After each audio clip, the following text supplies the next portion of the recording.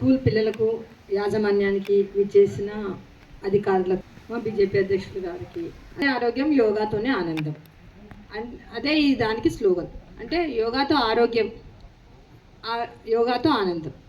ఆరోగ్యం ఎప్పుడు ఉంటుంది అంటే మనకు ఆరోగ్యం అంటే శారీరక మానసికంగా ఆరోగ్యంగా ఉండడాన్ని ఆరోగ్యం అంటారు. అంటే ఊరికే నువ్వు వస్తున్నావు పోతున్నావు అంటే ఆరోగ్యం కాదు. నువ్వు చెప్పిన పని చేయగలిగినాడు, చురుకుగా ఉన్ననాడే ఆరోగ్యం. కొంతమంది అడిగితే ఏమంటాం, నాకు ఇలా మనసు బాగలేదు చేయలేను అంటారు. కొంతమంది నాకు కడుపు వస్తుంది బాగా చేయను అంటారు. కానీ ఇద్దరు రోగులే. ఎందుకు? ఒకరు మానసిక రోగి, ఒకరు శారీరక రోగి. అంటే ఒకరికి ఆరోగ్యం బాగలేదని తెలుస్తుంది, ఒకరికి ఆరోగ్యం బాగలేదని వాడికే తెలుస్తుంది. అంటే నీకు బయటకే కాక లోపలికి కూడా తెలిసిన దాన్ని ఆరోగ్యం అంటారు. అంటే యోగాతో ఆరోగ్యం అంటే ఎలా అంటే అది శారీరక మానసిక రెండిటికి బాగున్నప్పుడే మనం ఆరోగ్యవంతులం. అయితే ఈ యోగాతో ఏమవుతుంది అంటే శారీరకంగా మానసికంగా రెండిటికి మనం బాగవుతాం.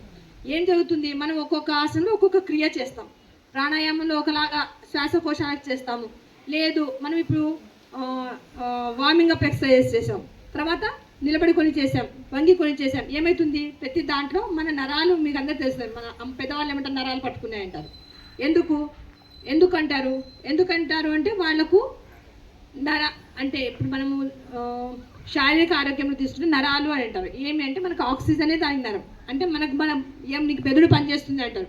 మెదడే దానికి చైతన్య స్థానం.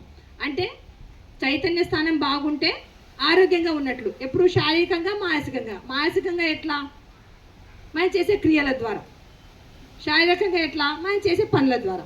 పనులు చేయడానికి ఏమో మనం ఎక్సర్సైజ్ చేస్తాం, ఆసనాలు చేస్తాం. అదే ఇంటర్నల్గా బాగుండడానికి చేస్తున్నాం, ప్రాణాయామం చేస్తున్నాం. అంటే ఈ రెండు ఉంటాయి కాబట్టి యోగాతోనే ఆరోగ్యము, యోగాతోనే ఆనందం. ఆనందం ఎప్పుడు వస్తుంది, ఆరోగ్యంగా ఉంటే వస్తుంది. కాబట్టి ఇవి ఒకటికి ఒకటి కలిసి ఉన్నాయి. ఆనందానికి ఆరోగ్యం కలిసి ఉంది, ఆరోగ్యానికి ఆనందం కలిసి ఉంది. ఆరోగ్యంగా ఉన్నవాడే ఆనందంగా ఉన్నవాడు. కాబట్టి యోగాతో రెండూ సాధ్యం. కాబట్టి యోగాను మనది కాబట్టి, మన భారతదేశంది కాబట్టి దీన్ని అభివృద్ధి పరుచుకుంటే, దీన్ని ఆచరిస్తే మనం ఆరోగ్యంగా ఉంటామని మోడీ గారు దీన్ని ఒక పెద్ద కార్యక్రమంగా తీసుకొని మన అందరికీ తెలియడానికి ఒకరోజు చేస్తే సరిపోతుంది. కానీ అలా కాకుండా ఈసారి 1 నెల రోజులు చేశారు. ఒక రోజు కాకపోతే ఇంకో రోజన్నా మీకు దాని గురించి తెలుస్తుందని. కాబట్టి ఇప్పటికైనా తెలుసుకున్నారు, ఇంకా తెలుసుకోండి. మీ పెద్దవాళ్ళకు చెప్పండి, మీ పక్కింటి వాళ్ళకి చెప్పండి, అనారోగ్యాలకు చెప్పండి. అప్పుడు మనకు యోగాకు మనం చేసిన దాని యొక్క ఫలితం దక్కుతుంది. థ్యాంక్ యూ ఫర్ అనడం. Thank you.